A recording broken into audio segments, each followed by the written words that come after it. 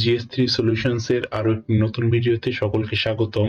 আজ আমরা বেসিক কম্পিউটারের খুবই গুরুত্বপূর্ণ একটি বিষয় সম্পর্কে জানব। আমরা যারা ল্যাপটপ বা ডেস্কটপ ব্যবহার করি মাঝে মাঝেই আমাদের কিবোর্ড নিয়ে খুবই বিড়ম্বনায় পড়তে হয়। যেমন দেখা যায় আমাদের কিবোর্ডটি কম্পিউটারের সঙ্গে কানেকশন পাচ্ছে না, অথবা দেখা যায় যে কিবোর্ডের কিছু বাটন সঠিকভাবে কাজ করছে না। খুবই গুরুত্বপূর্ণ একটি কাজ আমাদের করতে হবে, সেই সময় আমরা কিভাবে কাজটি করতে পারি আজ আমরা দেখব। ধরা যাক আমি এখানে কিছু লিখতে চাচ্ছি এবং আমার কিবোর্ডটি ঠিকমতো কাজ করছে না। সেক্ষেত্রে আমি স্টার্ট মেনুতে যাব। স্টার্ট মেনু থেকে একদম নিচের দিকে আসলে দেখতে পাবো উইন্ডোজ এজ অফ অ্যাক্সেস, যেটি উইন্ডোজ 10-এ আমরা দেখতে পাবো। এটির ভিতর গেলে আমরা অন স্ক্রিন কিবোর্ড নামে একটি অপশন দেখতে পাবো এবং এটিতে ক্লিক করে দিব।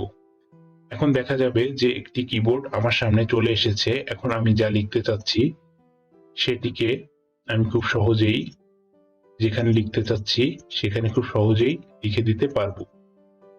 যেমন দেখা যাক GS3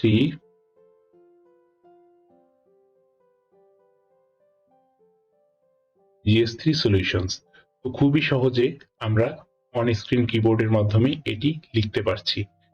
এছাড়াও আমরা আমাদের নিচের যে টাস্ক বারটি আছে, অর্থাৎ ঘড়ি যে বারের সঙ্গে থাকে, সেই বারে আমরা রাইট বাটন ক্লিক করে এখান থেকে শো টাস্ক কিবোর্ড অপশনটি সিলেক্ট করে দিতে পারি।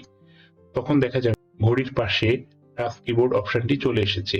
এখানেও ক্লিক করে আমরা একটি অন স্ক্রিন কিবোর্ড আনতে পারি এবং এই টাস্ক কিবোর্ডটির সাহায্যে খুবই সহজে আমরা আমাদের কিবোর্ডের বিকল্প হিসেবে গুরুত্বপূর্ণ সময়ে লেখাটি কাজ সেরে নিতে পারি। এভাবেই আমরা এই সমস্যাটির সমাধান করতে পারি। ভিডিওটি দেখার জন্য সকলকে ধন্যবাদ।